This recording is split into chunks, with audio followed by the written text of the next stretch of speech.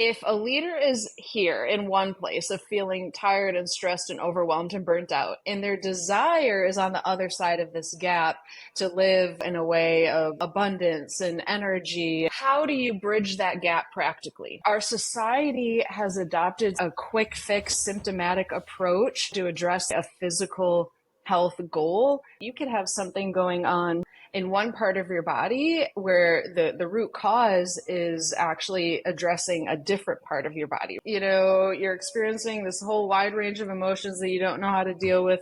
Your thought patterns are off. Physically, you're feeling unwell. Like spiritually, you're feeling this void. Socially, like community, like finances, like all of these things can cause people stress and significantly, impact your quality of life. So when you look back in hindsight, everything is 20/20. In hindsight, you make mistakes, we're learning from it. In hindsight, yesterday and your tomorrow. In hindsight, is so much clearer now. Imagine a community where leaders are not just surviving, but thriving, where their well-being directly contributes to the renewal of the very communities they serve. Today, on Hindsight the Podcast, we explore the intersection of leadership, community development, and holistic well-being with Dr. Autumn Swain. As the founder of Aligned Leader, Dr. Swain's unique approach to leader and organizational health is reshaping how we think about sustainable impact. I'm your host, Lee Jones. Welcome to Hindsight the Podcast. Good morning. How you doing, Doctor? I am doing so good this morning. I'm happy to be here. What should I call you? I want you to be comfortable.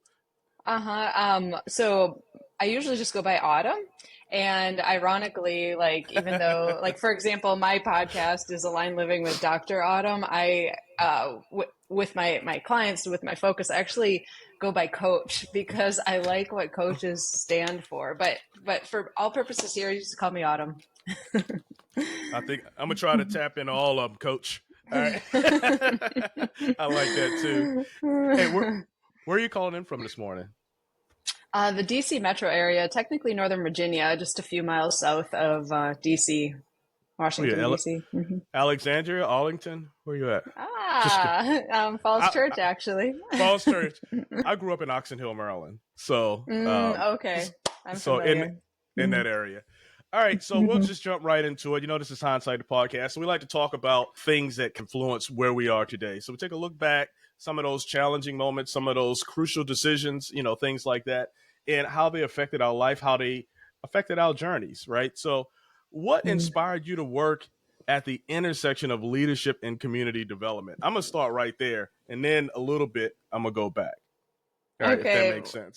Absolutely. I absolutely love that we're starting here because so much of my story and where I'm at today is because of how, I've strategically gained experiences because of different passions in different spaces and then how they kind of came together. So do you want me to start at the beginning?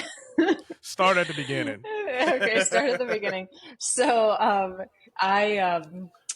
right after I graduated with my undergrad degree, I jumped right into community development as a practitioner, but it had nothing to do with what my bachelor's of science was all about. But I had gained some experiences just doing some community development work with a phenomenal organization, grassroots based.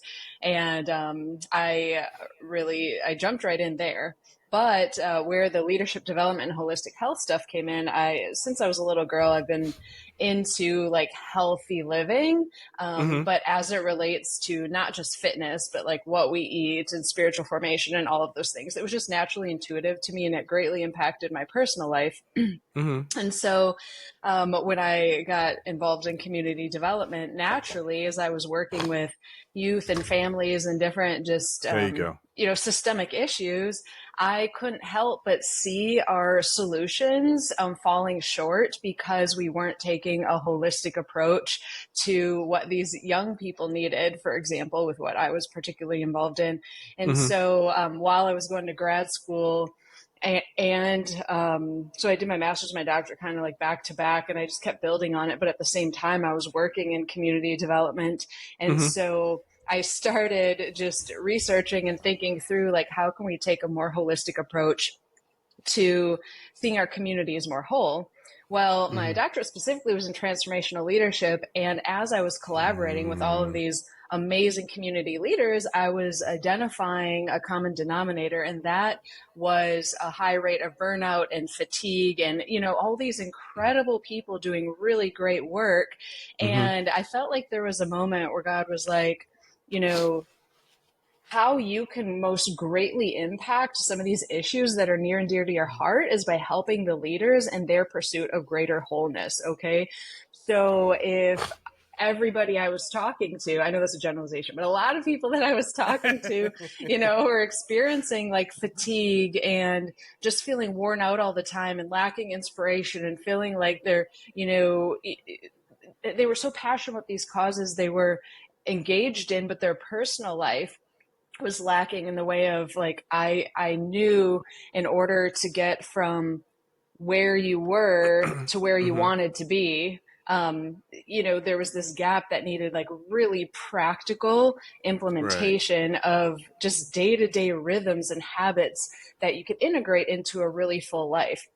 Okay. And so, hence, there's a lot of things that happened in between with some moves and different stages of life, becoming a mom and so on and so forth. But like ultimately, all those experiences working with leaders, and actually I did health coaching for a long time and also working in community development, kind of culminated in what I'm currently doing today with my aligned living work and helping leaders really strategically bridge that gap so that they can show up each day feeling more energized and inspired in a way that's realistic, right? Because we live super full lives. And so that's that. And just to put a quick side note, I know you mentioned on my Instagram about my book that I published, The Playground Leader. That was actually like a kind of a random passion project that still is in line with the work that I'm doing, but it was kind of like a branch off because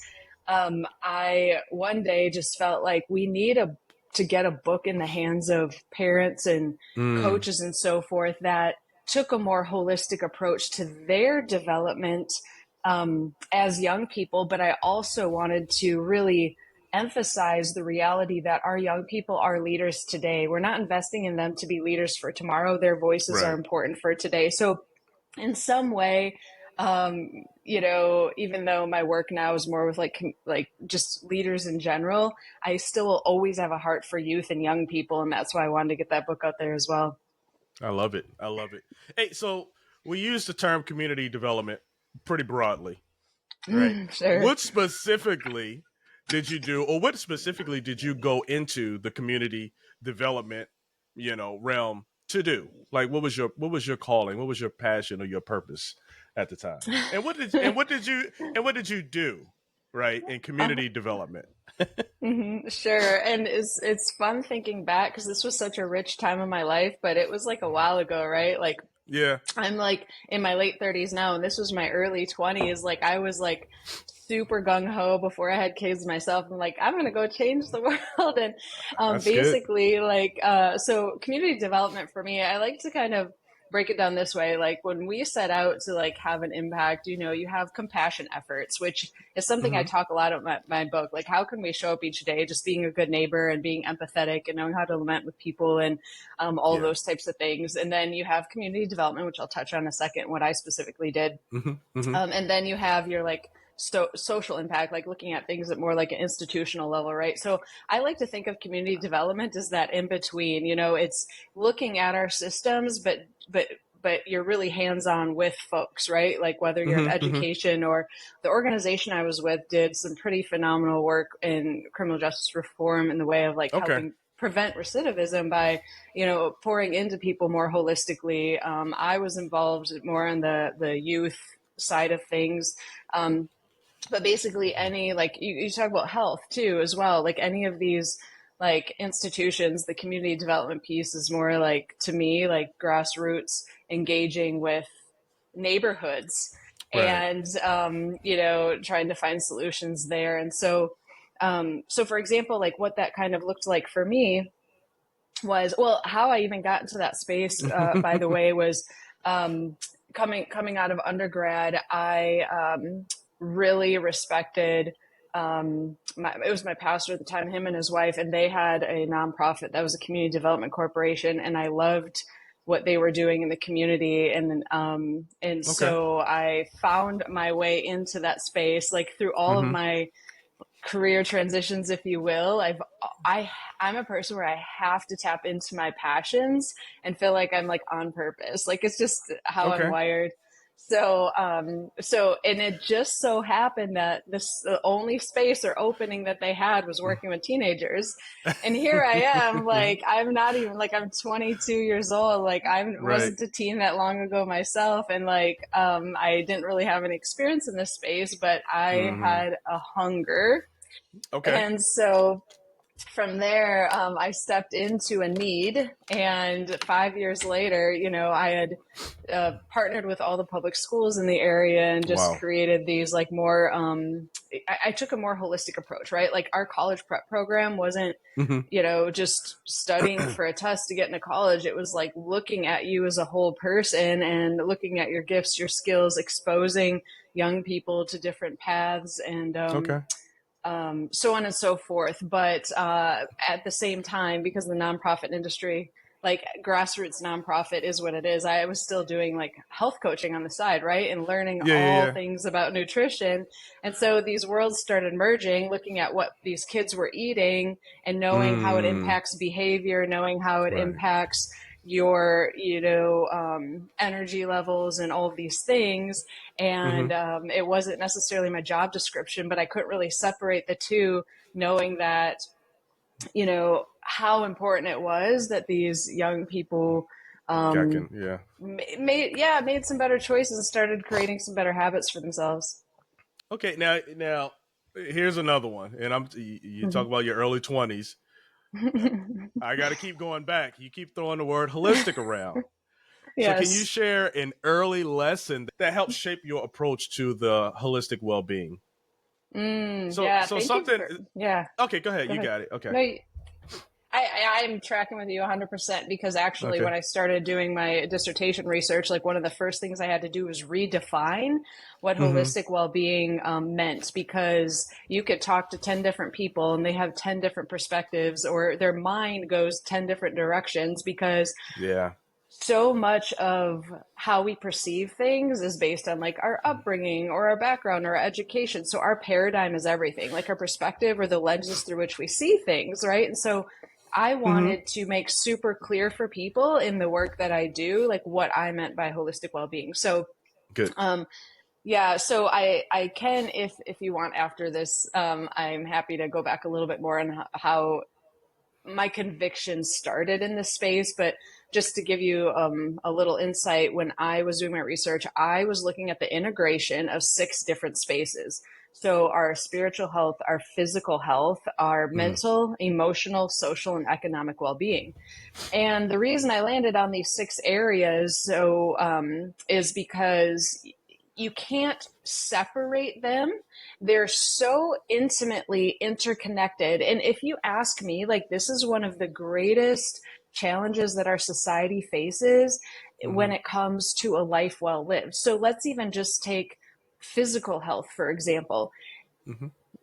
Our society has adopted such a quick fix, symptomatic approach to trying to address, let's say, a physical health goal that if you're looking at one particular lane, but our body is meant to work as a system and it's all integrated, then like you could have something going on in one part of your body where the root cause is actually addressing a different part of your body, right? Like, gut health is a really hot topic right now. Like a lot of things that happen in our body is connected to gut health, or it's connected to inflammation. So if we're not looking at our body as an integrated system, you're not going to be able to get to the root of what is really going on and therefore find a sustainable, lasting solution.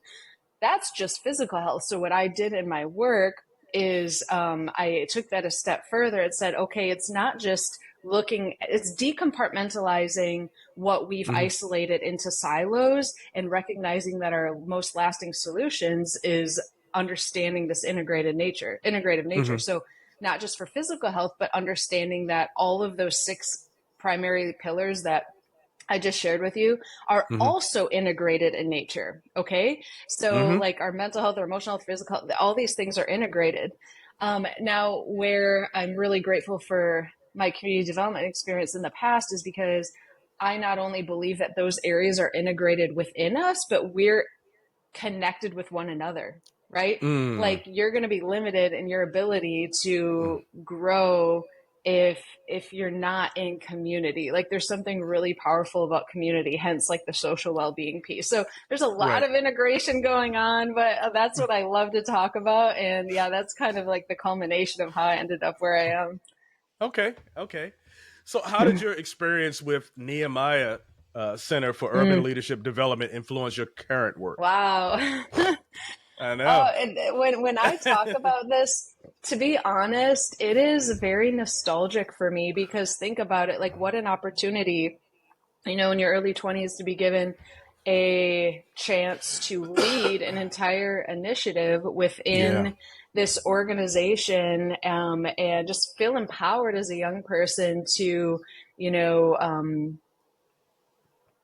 really like take the lead in how I saw fit to develop this program. And so, you know, how did my experience with Nehemiah really inform? Well, it gave me a chance to take what I was already convicted about. So like some, what I believe God-given convictions and passions about holistic health, and then implement them through a fantastic organization that was really open and also believed in the need for seeing the whole person.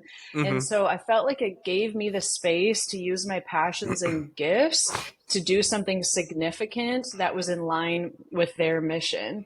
And so hence, you know, I mean, I wasn't a youth per se, but it's also why I feel like we need to empower young people to really have leadership opportunities because, you know, we're going to fail through them. But if we could teach people to have confidence in themselves and take risks and fail forward, like it's such a significant thing. So I'm really, really grateful for, even though it wasn't a majority of my adult life, it was a really significant portion of my adult life that almost was a catalyst into, you know, what I decided to get my doctorate degree in, like even my business today, even writing my book, like there are seeds of those early experiences that play out in every area of my life. All right. Now that we've established a lot of your credentials, coach, doctor, Autumn, like, so look, what are some common challenges that you see leaders facing today, and how do you help them overcome these obstacles? What a good question. So there's a lot. I feel like there are some challenges that are just innate into our society as a whole, like from a cultural perspective, there are narratives that have been formed that don't support a healthy lifestyle. So for example, I make sure, like I live in the DMV, and as I'm parenting my kids, I make sure that not only for myself, but for my kids, that we create space, not just to be busy and not just to achieve, but to work on some foundational things that are important to us. So creating space to work on a spiritual formation, or, you know, just being together as a family, or serving our neighbors, or being in the community. I feel like our society makes us feel like we have to constantly be being super, super productive. And if we can happen to find time for self-care, like exercise, eating right, cooking, or whatever, then we'll do it. But my argument is the reverse. You asked how are some ways that I help leaders is, you know, it starts with the conviction and the encouragement to say, like, I don't just magically find margin. I have to create margin. And so it's like reversing your priorities a little bit, saying like, okay, if I get done with all my work and I have a little bit of time, then I'll focus on my self-care, right? Like what I'm trying to say is, if you want to grow in your fulfillment and capacity as a leader, you have to make time, you have to create the margin first for the things that are most important, so that then you could do all the other things out of like overflow.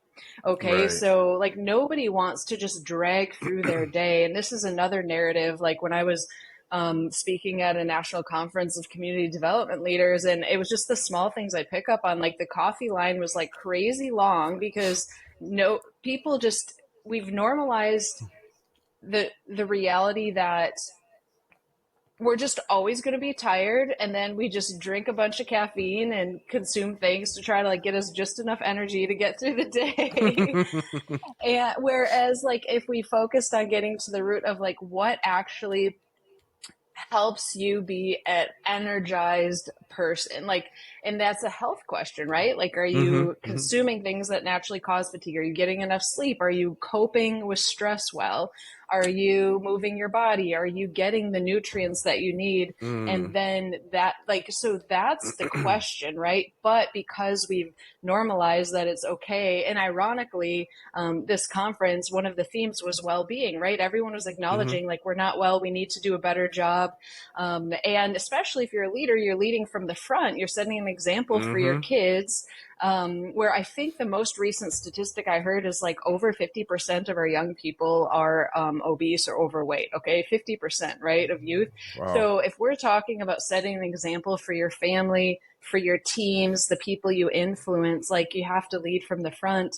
And if you want your team to be well, it's just part of the culture that you want to infuse, that this is a priority in the culture that you're creating within your workplace or your home or your neighborhood, and so on and so forth. So that's just one. I mean, I literally could go on these like barriers that I'm seeing that are, there's several others, like depending on what direction you want this to go. But like first is acknowledging that I'm not going to find margin. I have to make margin. Okay. And so that's a starting point, at least, in bridging that gap, right? From where we want to be to where we are. Okay. I like that. Hey, so I want to apologize because two, I'm rapid firing questions, and I was really looking forward to having this conversation with you because I really wanted to learn. Like, you've gone in, you've done the work on the ground, in the classroom, and you're putting out a good product, a good way for leaders to learn, for kids to get better, all of these different things, right? You're a catalyst for change for future generations to come. So I really wanted to talk to you, get your perspective on things and learn. So I apologize. I'm just going to keep hitting you with questions. Yes, don't apologize. Yes, it's good. It's good. I love it. Hey, so you mentioned spiritual formation. Like, what is that, and how does spiritual formation play a role in the overall well-being of leaders?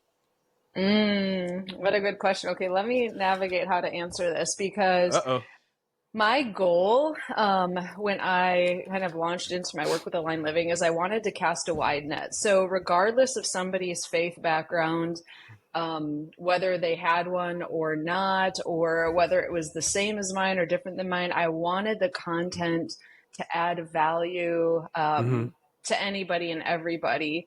I have my specific faith journey and my story that's just been so such a foundational part of even my own pursuit, my own life, my own testimony. Like, when I look back at what are some of the hardest seasons of life, where the stress just was like coming, right? Like, I strongly believe we can't live a life trying to avoid stress, but we can learn how to cope with it and manage it in a healthy way. So I kept eating right, and I kept exercising, even if emotionally, like, it was a little overwhelming. But to be honest, the most foundational thing for me was like my spiritual formation, and giving me just like the hope and the strength and the alignment to pursue all of the other things well. So, you ask, how does spiritual formation relate to leadership development, particularly in my work? So I guess I will look at it this way. I talked about early on in this interview how the danger of compartmentalizing our lives, right? Like, if we isolate everything, if we like, okay, this is, for example, Sunday morning, this is my spiritual formation time, and then my work week, and here's my, working out a couple times a week, and this is my physical health time. Like, the reality is they're all integrated all the time. And so one of the reasons this is so significant to leadership development is because until you decompartmentalize all of these spaces and realize they all influence one another, then you're going to feel frustrated. You're going to be like in this like constant state of frustration because, our spiritual formation, whatever your journey is, that should inform, let's say, for example, your physical health decisions or your emotional intelligence, your emotional maturity, your mental well-being, right? Like, I love looking at the body and how our thoughts and our emotions and our nutrition play out physically in our body. But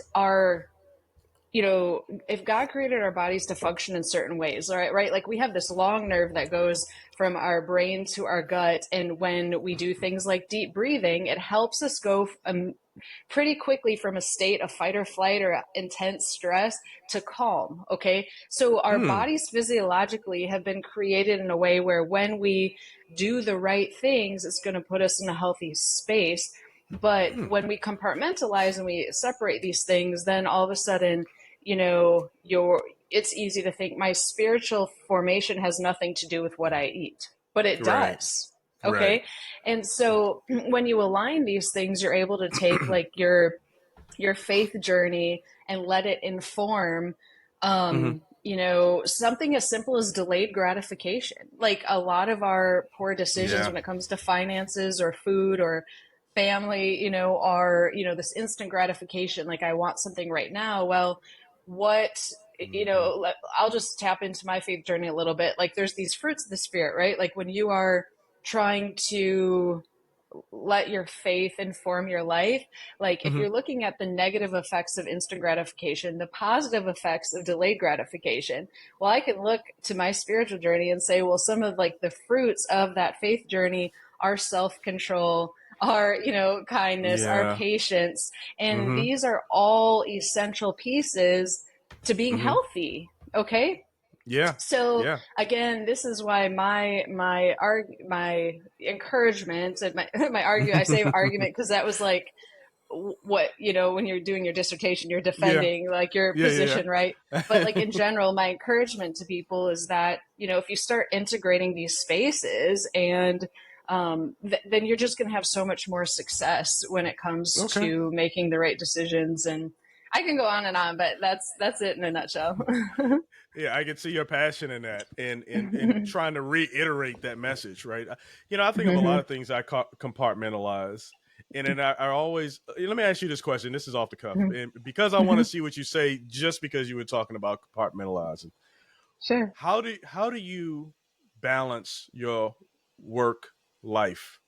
Thank you so much for asking this question. So one of with my Align Living community, the courses that I've developed, I intentionally, before I even start talking about spiritual formation or physical health or whatnot, want to create a foundation for people of understanding, because to your point, I actually don't like the word balance. Okay. I'm going to tell you how I've found, I'll tell you how I found ways in my life in the midst of, I'm probably in the busiest season of my life. Like how do I still, find time to cook well and make the right choices and move my body and pray and do all these things, breathe.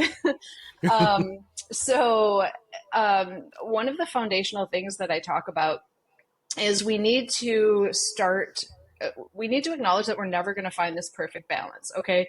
If you're waiting for the perfect time, if you're waiting for life to be balanced out, it's just never going to happen. And there's a book out there that I really, really like called Your Life in Rhythm. And it was like a catalyst for me in talking about rhythms instead of balance. And so what I love about rhythms is it means as life changes, you just pivot so that you can maintain that healthy habit that you've put in place. So for example, the different states, you know, if I'm launching a business versus in like sustainable mode, like, or if somebody's in a workplace and they're working towards a deadline, or if you have a newborn versus a teenager, like life is full of different seasons of life. And so what rhythms imply is I'm not waiting to find balance in my life. I'm making the choice to integrate rhythms in all of those spaces, right? Social health, physical health, spiritual health. I'm integrating rhythms, knowing that that term implies, I grew up playing basketball, so I actually love using basketball analogies. But it implies that when, you know, you get to a spot where you're kind of stuck because of whatever season you're in, you just pivot, right? Like in basketball players know, like that pivot foot, like your triple threat, like it's golden because it allows you to shift and find another option and still be successful, okay? So a very simple example is, let's say, you know, I had planned to make me and my kids like X whatever for dinner, and it was like a healthy meal, and I was ready to go and I knew what I was going to make, but something happened, like a practice, you know, got moved up, and I'm like, shoot. So instead of just throwing everything out the window and saying, well, we're just going to go eat something terrible and stop on the way, like I already have in my mind some healthy alternatives that we could pivot to so that we maintain our rhythms of health, even if our plan is thrown off. Okay. This has happened to me with my fitness journey. Like, how do I find balance? One, you can't make excuses, and you have to be okay with doing something that's not ideal. You know, like we all have certain preferences when it comes to maybe when you like to exercise, when you like to like pray, when you like to, you know, do certain things, but sometimes you just have to do them when you don't feel like it, just to get those rhythms in, you know what I mean? And so, yeah, does that help a little bit? Oh, that helps a lot. I appreciate it. I wanted to see what you're going to say. Hey, so look, bottom line is, there's a lot of things getting thrown at everybody. We're all super overwhelmed. We're super burnt out. You got family, you got work, you got all these different things. So what strategies do you recommend for leaders who are feeling burnt out and a little bit overwhelmed? Well, a lot of bit overwhelmed. I shouldn't say a little bit.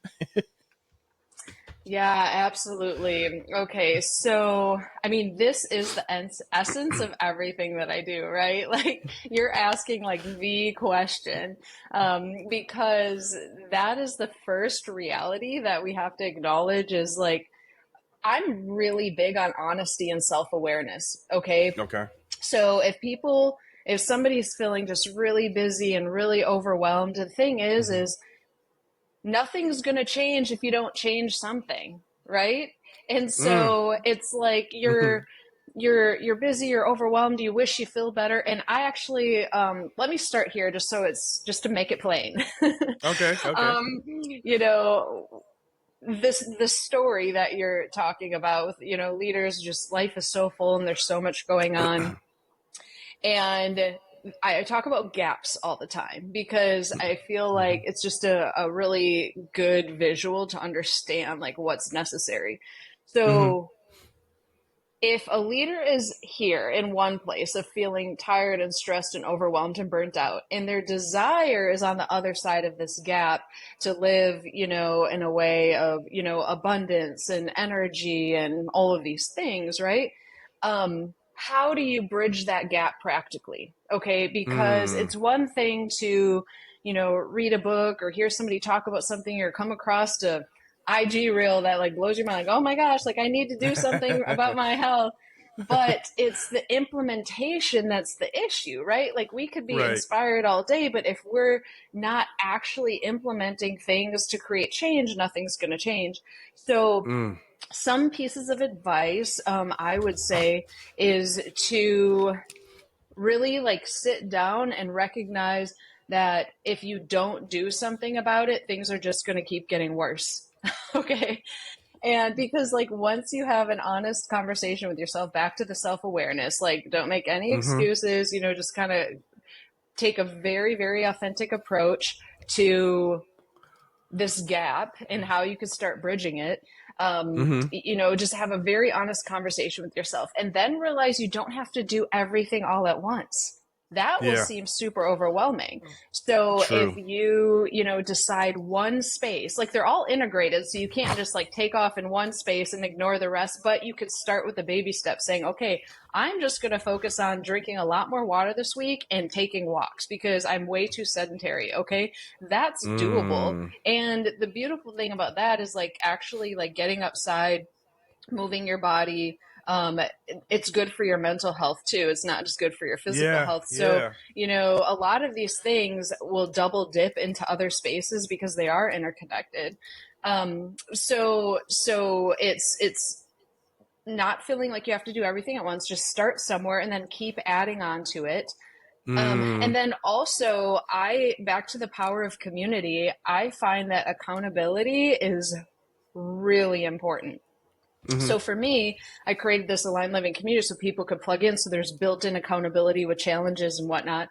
But we all have people in our lives. So if you decide you want to do something, it's acknowledging that you're going to be much more likely to succeed if you have a partner on this journey. Tell somebody. So tell somebody and have somebody keep you accountable. Don't get defensive. Like let somebody challenge you and push you. Like it could be, a kid or a partner or a friend or a coworker that you decide you want to do something together on.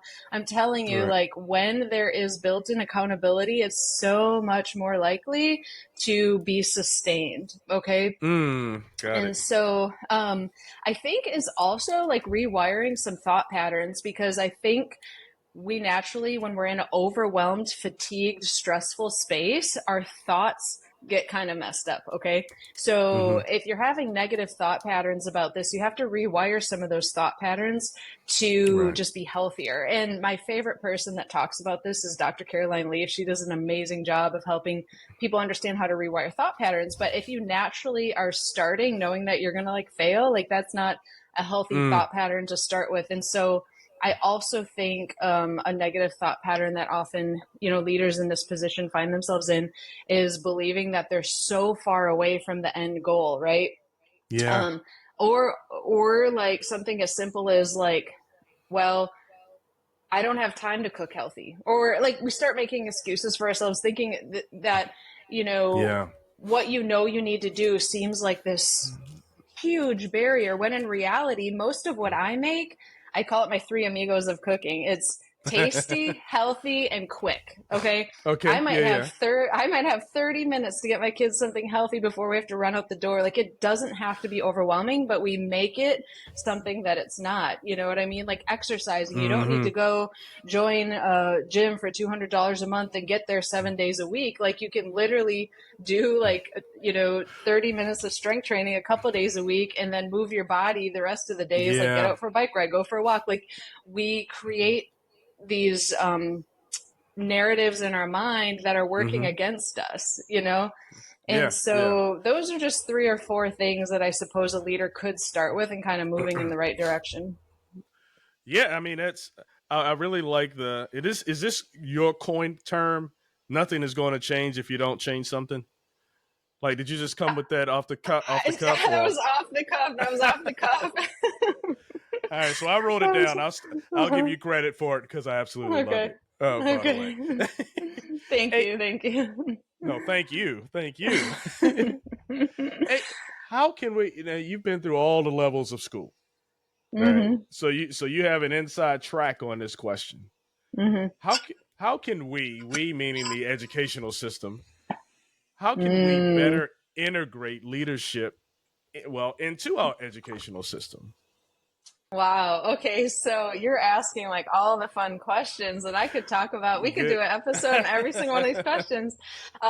This is like, I feel like, because of the holistic nature of my work, I have opinions on almost everything, and I have soapboxes on most of them. So education is one of them because, okay, I'm going to answer this question in maybe like a bit of an unexpected way.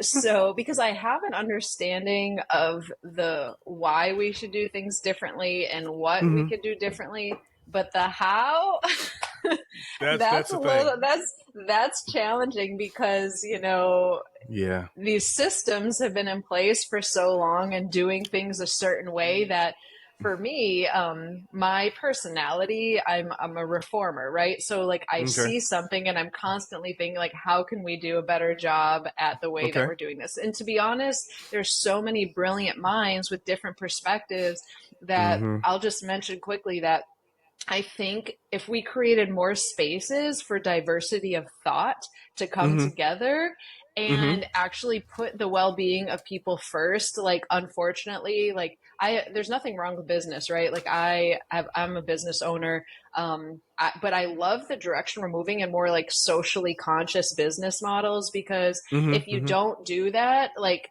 the dollar is going to trump people's well-being every single time.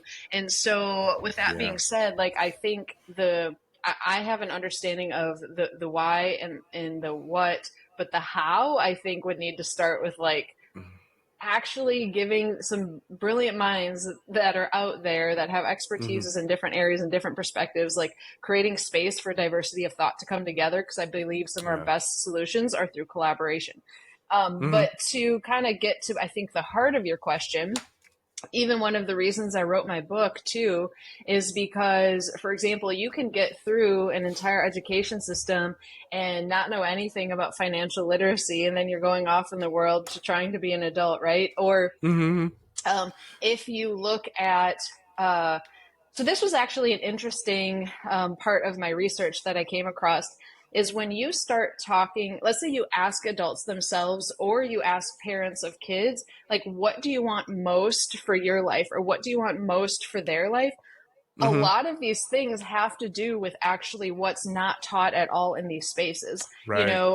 Flourishing, like people want to flourish. What does it mean to flourish, right? It's giving space to a lot of these things that we're talking about, your spiritual formation, mental, emotional wellness, and stress management alone. Imagine if we gave a little space to help people understand how to cope with stress in healthy ways. So a lot of like leadership development, right? Like you're always going to have people with particular skills and talents that they have space to, to make those things, happen in the world, right? Whatever their gift might be, like engineering or something. Somebody could build something. But if personally inside you feel like you're unfulfilled, like, you're experiencing this whole wide range of emotions that you don't know how to deal with, your thought patterns are off, physically you're feeling unwell, like spiritually you're feeling this void, socially, like community, like finances, like all of these things can cause people stress and significantly, impact your quality of life. So, should we give space to some of these more holistic, things that are necessary for leadership development? Like, of course. How does that look? What does that look like? I mean, that's a really good question. And mind you, when I was working with these youth and we were talking about what were their next steps, after high school, I did not force them in any lane or bucket saying, this is what you should do, or this is what you should do. I think we need to give space to, one, emphasizing just as much as what career path they might go down, talking also about their well-being and, how to like network, how to engage in conversation with other people, like how to take care of yourself, like how to manage finances. Like these are some of the most important things to leading to a healthy and productive adult life. We don't give space to that. We're just like, oh, like, where are you going to go to college? What degree are you going to get? Well, that might not even be the best path for, somebody, right? So that is a complicated question there. Hey, it's all good. It's all good. And I think a lot of good people spin their heads trying to figure it out. And probably put in the work to try to make things happen. I mean, you do see electives, but they're like, yeah, you can take it or you don't have to, right? One of those things, right? And I think it should be more of an emphasis, in the curriculum going forward. But, it's neither here nor there. So just want to ask the expert right well, here. And it comes down to...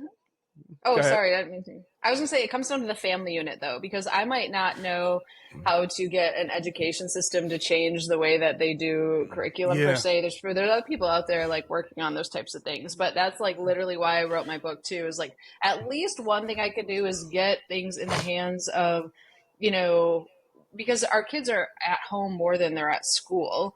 So even Uh-huh. when they're in school a 7 hour day, they're still at home in their neighborhoods more. So if we could start, Mm, you know, giving more space to not just running your kid off, like your kid doesn't need to learn 5 instruments to be in 7 sports. Okay. yeah. We need to give space to you know, helping them be healthy and being good neighbors and, you know, just Hmm. growing in their character and their leadership. Right.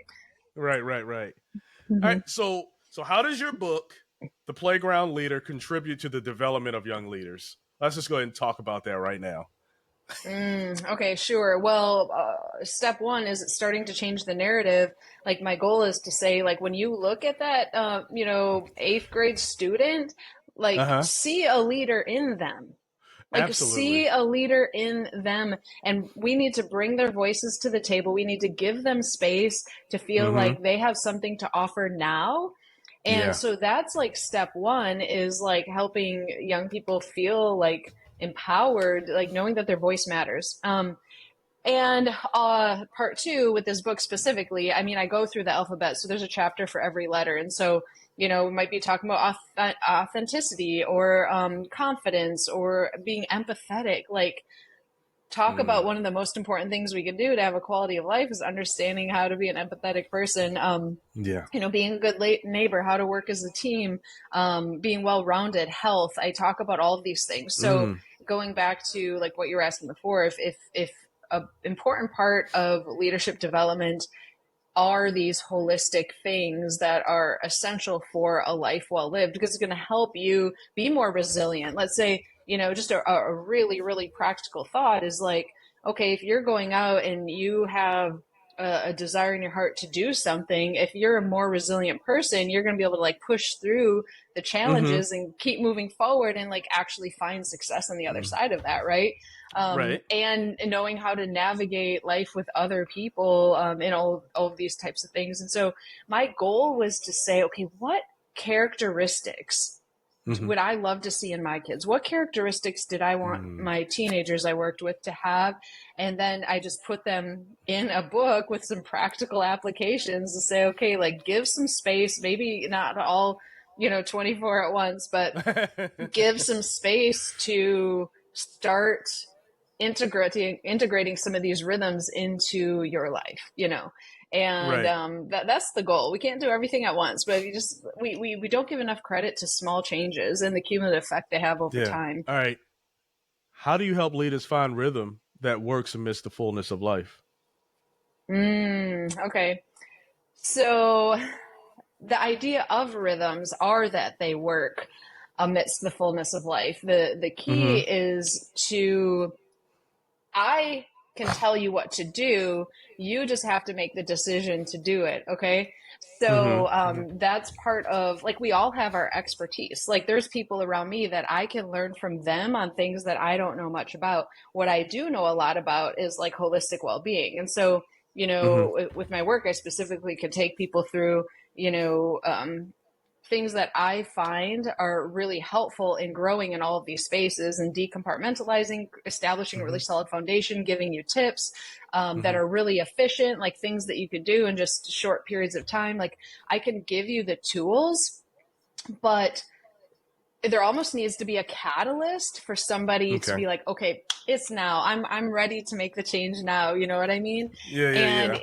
yeah, and even if it's not through the platform I offer, like I encourage people to say like, you know, I'm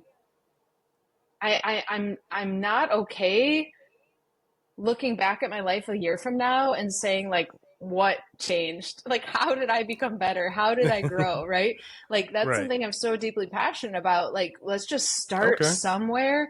And so that you can look back and say, you know what? Like, these small changes over time, like, look where I am now. Like, I didn't imagine this a year from now, so that I can actually go to a meeting with leaders and everyone's not talking about how burnt out and fatigued and tired they are. And like, don't mind me, my words won't even come together because I haven't had my coffee yet. Like, I'm like, I don't want you to be in a space, you know, I say that because that's happened to me several times in meetings with people.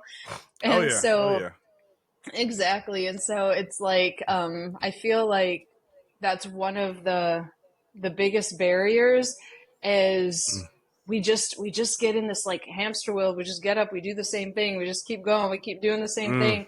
And then nothing's changing. And it usually is something for somebody, but usually it's a really hard thing. I don't want you to have to hit like a really hard like diagnosis or a hard like, you know, situation to then decide that you want to change. Like, let's be more preventative in our thinking to say like, let's get ahead of this and start doing some of these things now. And so that's really probably the biggest thing I would say is like, you need to find a catalyst and then I can help you with it, with the steps, you know.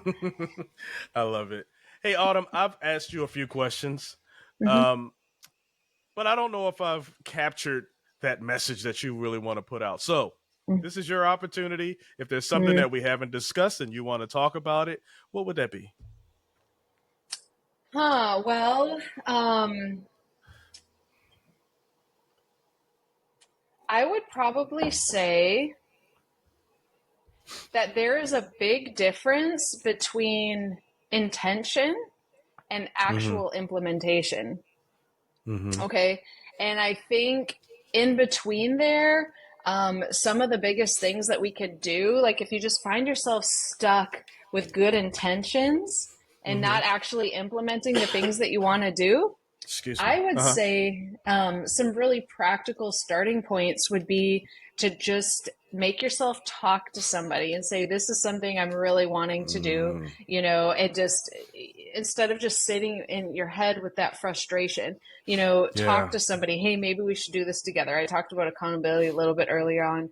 I think also if you have a goal without a plan, nothing's going to happen.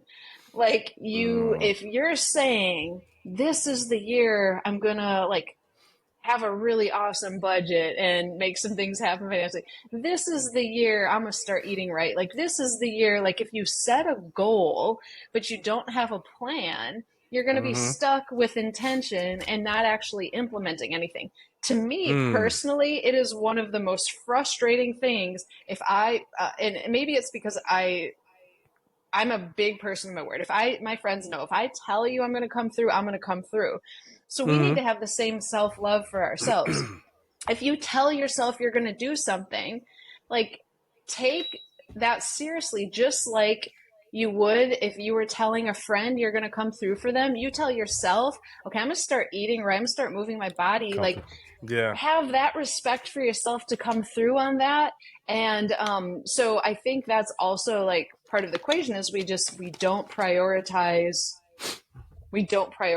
that. And then that keeps us stuck also in the intention bucket without actually like implementing some things. And so that's probably what I would say, because I just want to nudge people forward just a little bit, because then you start building momentum. Like I talk about one of my chapters, kinetic.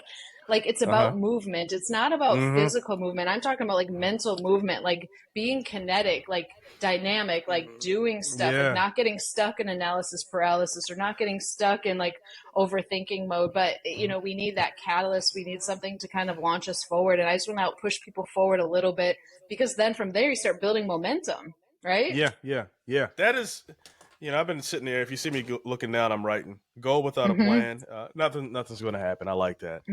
I set a lot of goals, and now I need to go ahead and set a lot of plans. Establish a lot of plans. No, but it is.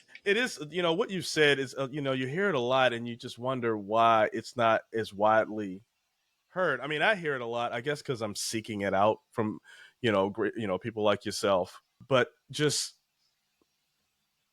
nothing is going to change if you don't change something.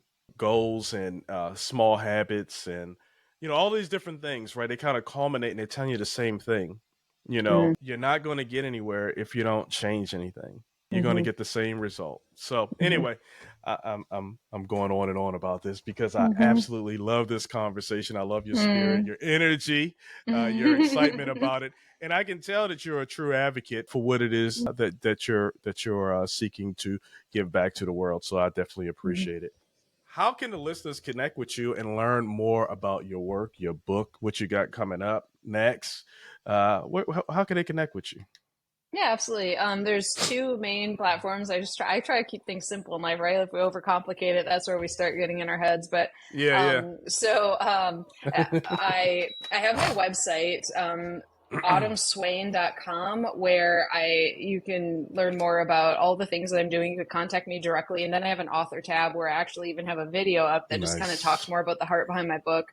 And so everything that I do is there on my website, autumnswain.com, including a link to my podcast, Aligned Living with Dr. Autumn. So everything is in that one place. But I do also, like, if you're on social, which a lot of people are, you can follow me on Instagram at Dr. Autumn Swain, but it's Dr. at Dr. Autumn Swain, spelled out that way, because I always throw up random content on like all kinds of like really practical things that could help people, like a coping strategy for stress, or like a recipe idea or something. And so it's just another way just to engage with me, message me, but also get some more like just additional like tips and practical applications. Yeah, I absolutely love your Instagram page, by the way. So I'll just plug that out there. But thank you, Dr. Autumn Swain, for sharing your invaluable insights on the importance of holistic well-being and leadership and community development.